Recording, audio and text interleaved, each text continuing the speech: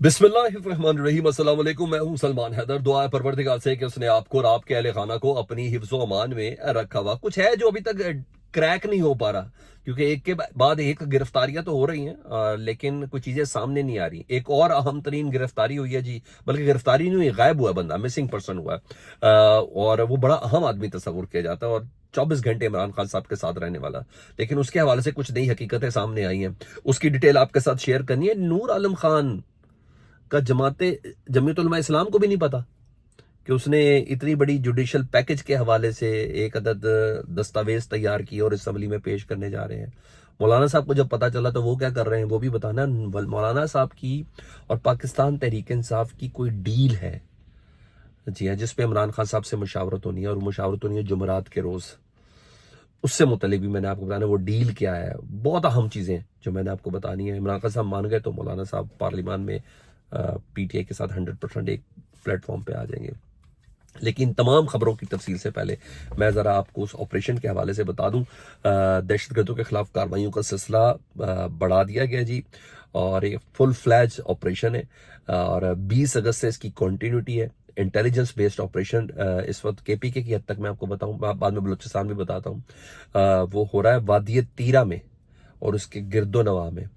बड़ी ज़बरदस्त स्ट्रेटजी के साथ फितनतुल खवारिज, जी हाँ, उनके खिलाफ ये ऑपरेशन हो रहा है। और कुछ दहशतगर्द 25 के करीब कल अपने अंजाम को पहुंचे थे, और आज की मैं आपको इतला बता रहा हूँ कि मजीद 16 दहशतगर्द आज मारे गए हैं, और इनके लीडर्स, इनके रिंग लीडर्स भी अपने अंजाम को पहुंचे हैं। यानी 2 दिन में 41 हो गई है। और अब घेरा हुआ है जी सिक्योरिटी फोर्सेस ने इस वक्त, हमारे शेर जवानों ने इस वक्त जो फील्ड के अंदर है, हमारी इंटेलिजेंस जो अपने सही मैनों पे जहां काम कर रही है, उन्होंने इस वक्त इन सबको घेरा हुआ है। और ये अब पोजीशन है इस वक्त मेरे पास जो इतलात हैं कि दुश्मन अपनी लाशें भी छोड़ के भाग रहा है, दुश्मन अपने जख्मियों को भी उधर छोड़ के भाग रहा है। ये वाली पोजीशन है। और पाक फौज ने बहुत नुकसान किया, बहुत ज्यादा नुकसान किया है। उधर बलूचिस्तान में मस्तूम के इलाके में इस वक्त ऑपरेशन जारी है। बड़ा रुथलेस पॉलिसी है जी। आपने उनकी बात पे ध्यान नहीं देना कि एक एसएचओ की मार है हमारे वजीर दाखिला मोहसिन नकवी साहब की, नहीं। बड़ी रुथलेस पॉलिसी के साथ अब ये मजीद कार्रवाइयाँ अभी मजीद तेज़ होंगी मेरी इतलात के मुताबिक। और जाहिर बात है यार, जिस तरीके से 57 पाकिस्तानी, जिसमें कुछ सिक्योरिटी एहलकार भी शामिल हैं, आईडी कार्ड देख के जब मैंने फुटेजेस देखी है ना सर, बहुत देर तक अपनी तबीयत बहुत ज़्यादा ख़राब रही कि इस तरीके से, और इनको हम नाराज कह के छोड़ दें, नहीं, ऐसी पोजीशन नहीं है।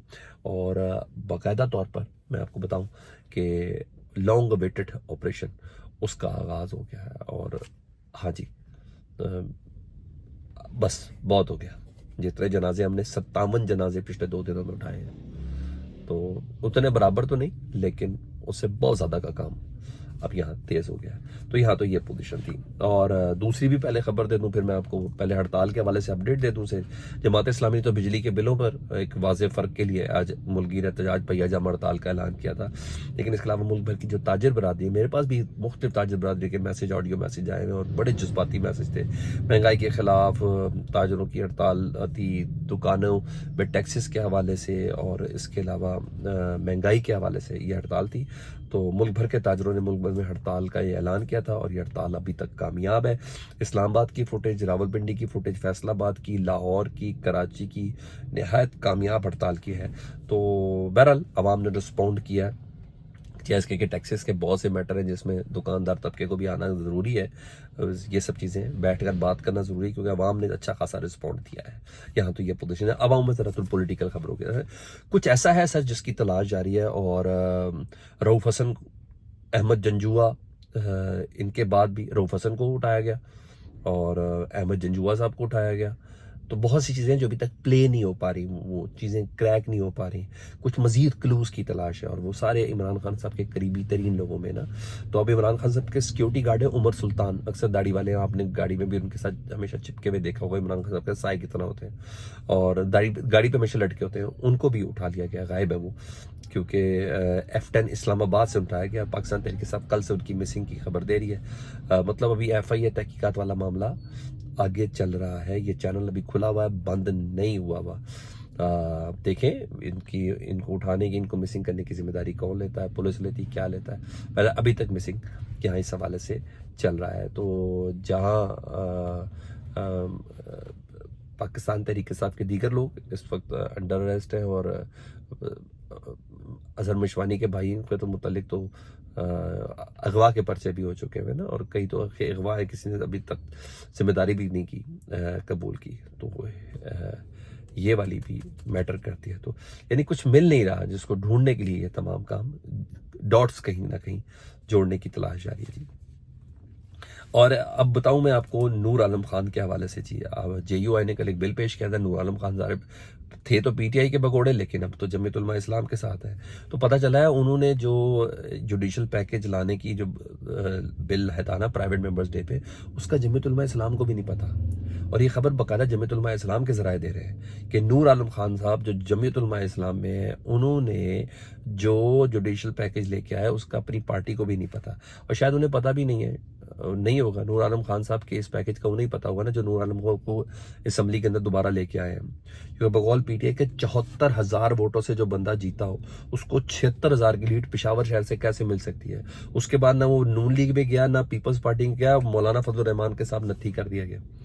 तो मेरा ख्याल है उन्हीं को पता होगा जो उनको पार्लियामान में दोबारा लेके आए और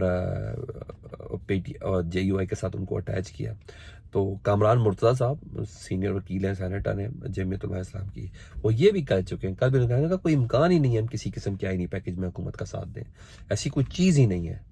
तो इसका मतलब है नूर आलम खान हवा में नहीं, बैकग्राउंड से चल रहे हैं, ताकतवर हलकों की तरफ से चल रहे हैं। यानी जिनके पास नूर आलम खान का इख्तियार है, उसी तरह जिनके पास मोहसिन नकवी साहब का इख्तियार है, उसी तरह जिनके पास दीगर पैराशूटर्स का इख्तियार है। तो मेरे ख्याल है वहाँ यही है, कहा यही जा रहा है कि मौलाना फजल रहमान साहब ने वार्निंग दी है, उन्हें कहा आप हमारी साख ख़राब ना करें, या आखिरी वार्निंग दे रहे हैं ऐसा दोबारा नहीं करना, तो वो बिल पेश नहीं करेंगे या जो कुछ भी होगा। बाकी वल्लाह आलम असल स्टोरी क्या है। जो मेरे पास खबर है वो मैंने आपको बता दी। इधर एक और खबर है नईम अशरफ भट्ट साहब ARY के, और उनकी खबर काफ़ी अथेंटिक होती है। उन्होंने एक स्टोरी दी है जी। उनकी स्टोरी के मुताबिक जहाँ PTI और JUI इस वक्त होल्ड किए हुए ना, वो मकाम है पाकिस्तान तहरीक इंसाफ से मौलाना फजल रहमान ने सेनेट की 2 नशिस्तों का मुतालबा किया, 2 नशिस्तों का मुतालबा किया, और KPK में 2 नशिस्तों के बदले पार्लियामेंट में इन्होंने कहा PTI की हिमायत करेंगे। और JUI जिनको चाह रही है उनके अपने समधी है मौलाना साहब के, गवर्नर गुलाम अली जो थे उनको एक सेनेटर बनवाना चाहती है, और JUI के पास 2 कहते हैं हमें सेनेटर दे दें PTI से, और PTI ने इमरान खान साहब से मुशावरत का वक्त मांगा है। हाँ, पीपल्स पार्टी तलहा साहब को जो पहले JUI में थे उनको सेनेटर बनवाना चाहती है, लेकिन मौलाना साहब इसकी मुखालफत कर रहे हैं, क्योंकि KPK में 1 सीट की भी उनके पास वोट बैंक नहीं है मौलाना फजल रहमान साहब के पास। देखिए इमरान खान साहब क्या जवाब देते हैं। ये अब चल रहा है। फीडबैक से मुतालिक जरूर आगा करें। अपना बहुत ख्याल रखें। अल्लाहुम्मा सल्ली अला मुहम्मद व आले मुहम्मद।